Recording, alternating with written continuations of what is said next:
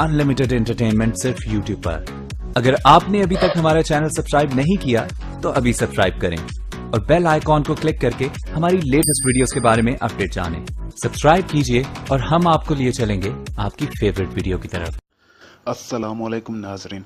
वज़ीर-ए-आज़म इमरान खान ने GHQ का तवील तरीन दौरा किया तो सिविल मिलिट्री ताल्लुकात के एक नए दौर का आगाज़ हुआ, जिस पर सब ने इत्मीनान ज़ाहिर किया। तफसीलात के मुताबिक वज़ीर-ए-आज़म इमरान खान को कोर कमांडर कॉन्फ्रेंस के लिए मुख्तस कमरे में ले जाया गया, जहां इससे पहले किसी वज़ीर-ए-आज़म को नहीं ले जाया गया। वज़ीर-ए-आज़म इमरान खान के पाक फ़ौज से ताल्लुकात का बाकायदा आगाज़ 27 अगस्त को उस रोज़ हुआ जब army chief general Qamar Javed Bajwa ने वज़ीर-ए-आज़म हाउस में उनसे मुलाकात की। इस मुलाकात में इमरान खान के GHQ का दौरा भी तय हुआ।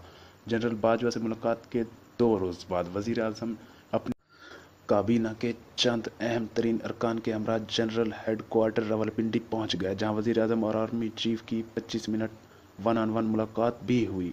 उन्हें कोर कमांडर कॉन्फ्रेंस के लिए मुख्तस कमरे में ले जाया गया और बताया गया कि इस कमरे में माजी में किसी वज़ीर-ए-आज़म को नहीं लाया गया।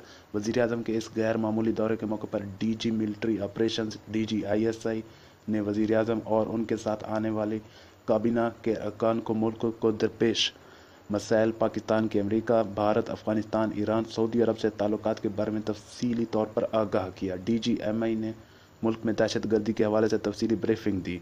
एक अफसर ने मुल्क भर में फ़ौज के मनसूबों, फ़ौजी बजट, शहीदों के वर्सा के लिए इक़दामात और DHS के बारे में ब्रीफिंग दी। इस मुलाकात की अहम बात यह भी हुई कि army chief general Qamar Javed Bajwa ने तमाम शुरका के सामने कहा कि जनाब वज़ीर-ए-आज़म, हम आपको मुकम्मल सपोर्ट फराहम करेंगे और आपकी पॉलिसियों की पैरवी करेंगे। फैसला आपका होगा।